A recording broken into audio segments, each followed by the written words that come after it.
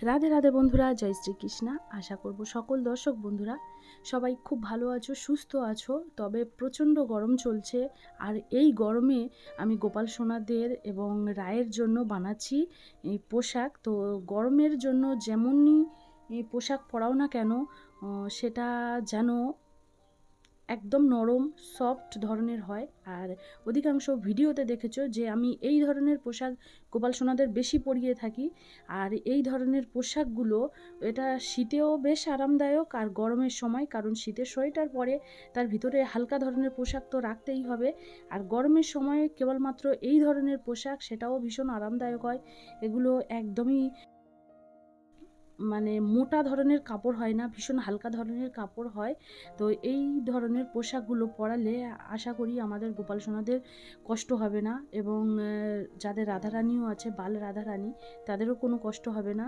তো এইভাবে যদি পোশাকটা বানানো যায়, আশা করি মানে গোপাল সোনাদের কোনো রকম গরমে কষ্ট হবে না। আর এই পোশাকটা বানাতে আমি এই ধরনের সরু লেস ব্যবহার করব। লেস নাও ব্যবহার করা যেতে পারে, ভীষণ ভালো লাগে। আর গরমের সময় সাদা ধরনের কোনো রকমের পোশাক, সেটা আমাদের বেশি ভালো লাগে। তো আমি কাপড়টা যেহেতু ফোল্ড করে রেখেছি, তো এই কাপড়টা কিন্তু 20 ইঞ্চি ফোল্ড করে রাখার পরে 20 ইঞ্চি দেখাচ্ছে, অর্থাৎ এটা কিন্তু 40 ইঞ্চি লম্বা একটা কাপড়। আর যেটা চওড়া রয়েছে 5 ইঞ্চি। আর দেখছো কাপড়টা কতটা হালকা, আর তার যে কাপড়ের ওপরে কাজ করছি সেটাও একদম হালকা ধরনের একটা কাপড়। তো এটা উল্টো সাইডটা দেখবে একটু সুতো ধরনের দেখা যাচ্ছে, কিন্তু সোজা সাইডটা অনেক বেশি মসৃণ টাইপের হয় এই ধরনের কাপড়গুলোতে। তো সেটা একটু খেয়াল রেখে এই কাপড়টা সেলাই করছি। আর উল্টো সাইড দিয়েই সেলাইটা শুরু হলো। তো এবারে ধার দিয়ে সেলাই করার পরে এটাকে আমি সোজা করে নেব। আর সোজা করেও নিয়েছি, সোজা করে নিয়ে সেলাই দেওয়ার সময়, সেই সময় আমি সরু এই লেসটা লাগাই। এবারে তার উল্টো সাইডে আমি এখানে নর্মালি একটা প্লেন সেলাই দিয়ে নিচ্ছি, কারণ কুচি ফেলার সময় ওই কাপড়গুলো যাতে কোনোভাবে ভাঁজ হয়ে জমে না যায়, তো সেটা দেখতেও ভালো লাগবে না। তাই উল্টো সাইডে সেলাই করে নেওয়া, আর দুটো সাইড লক করে নিচ্ছি তারপরেই। এবারে কুচি দিতে শুরু করেছি। আমি যেহেতু খুব একটা 5 ইঞ্চি নিয়েছিলাম, তো এখানে অর্ধেকের বেশি ইঞ্চি আমি প্রায় ছেড়েই দিচ্ছি, কারণ এতটা রাখার প্রয়োজন নেই। আমি জামাটা খুব বেশি ঘন বানাতে চাই না, অথচ খুব বেশি বড় বানাতেও চাই না। তো সেই হিসেবেই আমি এটা কুচিগুলো ফেলে নিয়েছি, আর যে বাড়তি অংশটা সেটাকে কেটে নিয়েছি। এইভাবে কিন্তু আমরা যদি আমাদের লাড্ডু গোপাল বা রাইকে এই ধরনের পোশাক পরাই, গরমের জন্য একদম উপযুক্ত পোশাক। লাড্ডু গোপালকে কখনো আমরা জামা ছাড়া করে রাখতে পারি, শুধু প্যান্ট পরিয়েও রাখতে পারি, কিন্তু আমরা ছোট্ট রাইকে তো কোনোভাবে এইভাবে রাখতে পারি না। তাদের জামা ছাড়া ছোট্ট রাইকে একদম রাখা অসম্ভব। তো দেখছো আমার ঘেরটা বানিয়ে নেওয়ার পরে এবারে একটা কোমরপটি দিয়ে এটা কভার করব। তো কোমরপটিটা একটা 1 ইঞ্চি থেকে 1.5 ইঞ্চি এরকম মাপের কোমরপটি নিয়েছি, যার একটা সাইড সেলাই করে নিয়ে অন্য সাইডটা এইভাবে জুড়ে দিয়েছি। আর যে সাইডটা বাকি ছিল, তো সেই সাইডটাও এইভাবে সেলাই করে নেওয়ার পরে যতটা অংশ আবার সেলাই করতে হবে, সেটাকে একটু ছেড়ে রেখে সেটাকে কেটে নিই, আবার সেলাই করতে থাকি। তো এবারে এই সেলাইয়ের সময় সাইডটাকে আমি লক করে দিচ্ছি। আর যখন লাস্ট টাইম আমি কোমরপটিটাকে সেলাই করব, পিছন থেকে প্রথমে সেলাই করলাম, এবারে এটাকে সহজভাবে সেলাই করব। তো এই সময় কিন্তু এইভাবে ওপর দিয়ে সেলাই করতে হবে। আর সেই সময় যে আমরা দড়িটা ব্যবহার করব, যে দড়ি না থাকে সে কাপড়টাকে সেলাই করে দড়ি বানিয়ে নিতে পারে। তবে স্পেশালি আমি যেহেতু রাধাকৃষ্ণের পোশাকে এই ধরনের দড়িগুলো ব্যবহার করি, তাই আমার কাছে এটা ছিল। আর এবারে দেখো সবাই বলে যে দড়ির ওপরে যেন সেলাই না যায়, কিন্তু আমি এবারে অন্যই কাজ করেছি, যেটা হচ্ছে দড়ির ওপর দিয়েই সেলাই করেছি। একটা সাইডে দেখেছো মাঝ পজিশানে দড়ির ওপর দিয়েই সেলাই করেছি।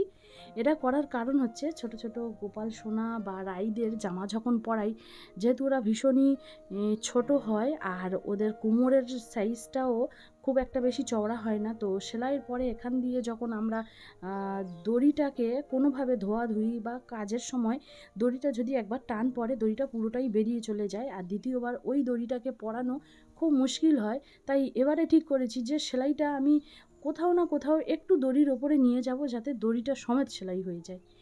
আর ওপরের জামাটা বানানোর জন্য দেখো আমি একটা কাপড় নিয়েছি, যেটা আমি চোখের আন্দাজে নিয়েছি, এটা কোনো মাপ নিইনি। আমার রায়ের যেমন লাগে, গোপাল সোনাদের যেমন লাগে ঠিক সেইভাবেই বানিয়েছি। আর যেহেতু এটা বড় মানে 8 নম্বর 7 নম্বর এই সব গোপাল সোনা বা রাধারানীদের হয়ে যাবে। আর দুটো সাইড লক করার পরে সেটাকে এবারে গলার শেপ দিচ্ছি। তো গলার শেপগুলো কীভাবে দিয়েছি দেখো, এখানে কেউ রাউন্ডও করতে পারো। তো এবারে এই ব্যাক সাইড যেটা হবে সেটাকে আমি এইভাবে কেটে দেব, কেটে দিয়ে আবার এটাকে সেলাই করে নেব। অধিকাংশ আমি আমার গোপাল সোনা এবং রাইদের যে ধরনের পোশাক পরাই, আমার ছোট্ট রায়ের জামাগুলো এইভাবেই বানানোর, গলার সেটটা ঠিক এইভাবেই আসে। আর এটা ভীষণ সুন্দরভাবে রায়ের সঙ্গে ভীষণ সুন্দরভাবে মানিয়ে যেতে দেখেছি। তো আমি এইভাবেই বেশিরভাগ বানানোর চেষ্টা করি। আর ওই কাটা অংশের সাইডগুলো আগে আমি সেলাই করে নিচ্ছি। দেখো কিভাবে আমি এটাকে সেলাই করে নিচ্ছি। আর এই সময় একটু বেশি সতর্ক হয়ে কাজটা করতে হবে, যাতে কোনোভাবে কাপড়টা মানে সরে না যায়। তো সেলাইটা হয়ে গেছে।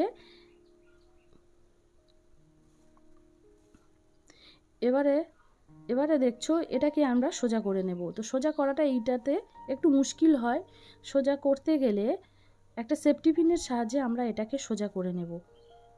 আর সোজা করার আগে এই যে কর্নারগুলো রয়েছে এগুলো কেটে দিচ্ছি, কারণ সোজা করার পরে ওখানে যেন কাপড় কোনোভাবে না গুঁড়িয়ে ভাঁজ হয়ে থাকে, তাই।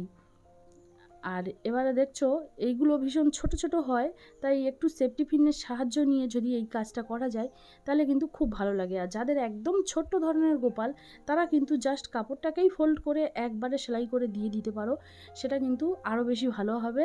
কারণ অত ছোট কাপড়কে যখন তোমরা এইভাবে সেফটি পিন দিয়ে সোজা করতে যাবে তখন সেটা সোজা হবে না।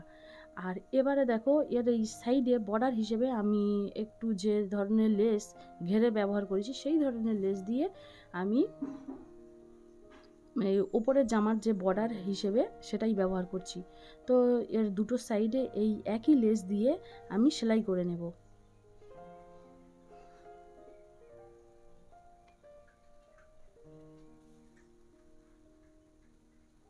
একটা সাইড কমপ্লিট করার পরে আর একটা সাইড আমি সেলাই করে নিই, আর এটা দেখতে ঠিক এরকম হয়েছিল।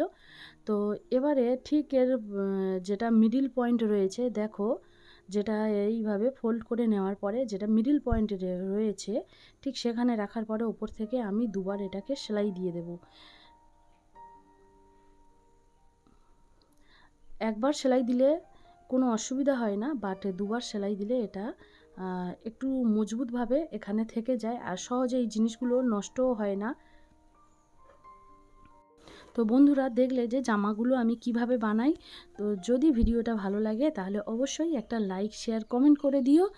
আবার আসবো পরের কোনো একটা নতুন ভিডিও নিয়ে। সবাই খুব ভালো থেকো, সুস্থ থেকো। রাধে রাধে।